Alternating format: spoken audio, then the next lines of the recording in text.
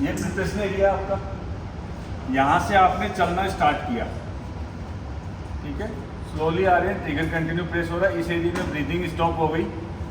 अब आपकी पिस्टल धीरे धीरे सेंटर से नीचे आई, ट्रिगर कंटिन्यू चल रहा है। एक ये मूवमेंट है, यहाँ तक 3 तक गया, शूटर वापस आया, फायर हो गया, ट्रिगर कंटिन्यू चल रहा था, रुका नहीं कहीं भी, साइट मेंटेन है। एक टेक्निक है ये, किसी शूटर का ये वाला मूवमेंट होता है। अब कोई शूटर आता है पहले राउंड में ही निकाल देता है फायर, एक बार नीचे गया, वापस आया, फायर। जैसे ही पुराने हो जाओगे, मसल्स पे कंट्रोल हो जाएगा, सब कुछ हो जाएगा, आप यहाँ से नीचे 3 तक जाने की जरूरत नहीं होगी। आपका ये एरिया है 10 वाला, यहाँ पे फायर होगा तो आपका शॉट 10 में लगेगा।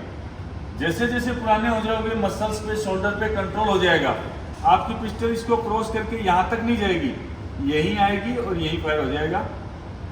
10 में ही रुके, 10 में ही वापस मुड़े और वहीं फायर हो गया। दूसरा टाइप का शूटर यहाँ से आए, यहाँ रुका, उसका मूवमेंट होता है ऐसे, ट्रिगर कंटिन्यू चल रहा है। अब यहाँ फायर होगा तो क्या होगा, इधर 9.8 लगेगा, यहाँ फायर हो गया तो क्या होगा, इधर 9.8 लगेगा।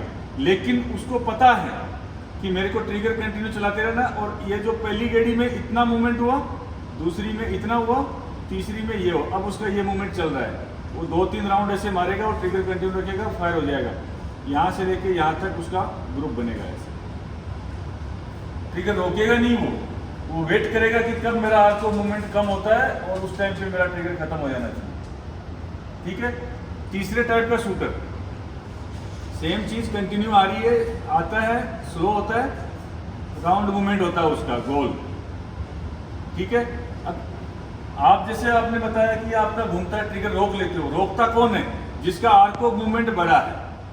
अब उसको लगता है कि इतने बड़े में अगर ट्रिगर कंटिन्यू रखा, अगर यहाँ फायर होगा तो क्या होगा, मेरा तो 8 में लग जाएगा इधर जाके, तो वो ट्रिगरिंग नहीं सीखता है। फिर वो उस 8 के डर से क्या करता है, इधर जाता है जब तो रोक लेता है, और जब वो घूम के इधर आता है तब दबाने की कोशिश करता है, और वो उस टाइम पे फास्ट दबाता है।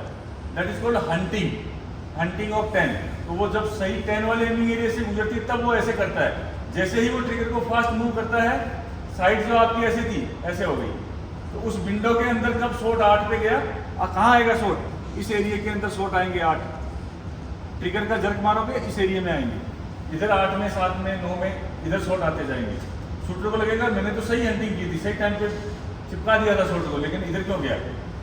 जैसे ही आप जर्क मारोगे ट्रिगर पे, ट्रिगर भी तो पिस्टल में ही लगा हुआ है, पिस्टल पे ही साइट है, साइट के नीचे बैरल है, बैरल क्या हुआ, झटका खा गए, झटका खाई, इधर शॉट आ गया इधर। तो क्या करना, ट्रिगर को रोकना नहीं है। आपका आज के दिन आर्क ऑफ मूवमेंट बड़ा है, होल्डिंग कीजिए, स्ट्रेंथनिंग एक्सरसाइज कीजिए, इस मूवमेंट को छोटा कीजिए। ये मूवमेंट जिस दिन आपका ये आ जाएगा, इतना हो जाएगा, कंटिन्यू रखोगे तो धीरे धीरे छोटा होगा। 10 का आर्क ऑफ मूवमेंट आपका धीरे धीरे बन जाएगा। उस वक्त आपके जो शॉट आएंगे सारे 10 में आएंगे। तो गलती से ज्यादा आर्क ऑफ मूवमेंट में चला गया, या आपने साइड को थोड़ा बहुत गलत अलाइन कर दिया, तो हो सकता है कि आपका 9 में शॉट चला जाए।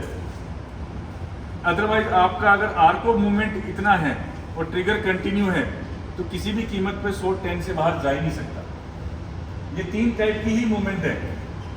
एक मूवमेंट है ये वाली, नीचे से ऊपर आता है, एक का ये वाला मूवमेंट चलता है, और एक का गोल मूवमेंट चलता है। तीनों में ही कोशिश ये करनी है कि आपका ट्रिगर कंटिन्यू रहे। अगर ट्रिगर आपने रोक के चलाना सीख लिया कि सही जगह पे आएगा तो चलाऊंगा, बाहर चला जाएगा तो छोड़ दूंगा, ढीला छोड़ दूंगा, फिर दबाऊंगा, तो वो फिर जर्किंग की प्रैक्टिस हो जाएगी, फिर आप ट्रिगरिंग नहीं सीख सकते कभी। तो उस बैड शॉट से डरना नहीं है, ट्रिगर को कंटिन्यू ही रखना। क्लियर है कॉन्सेप्ट?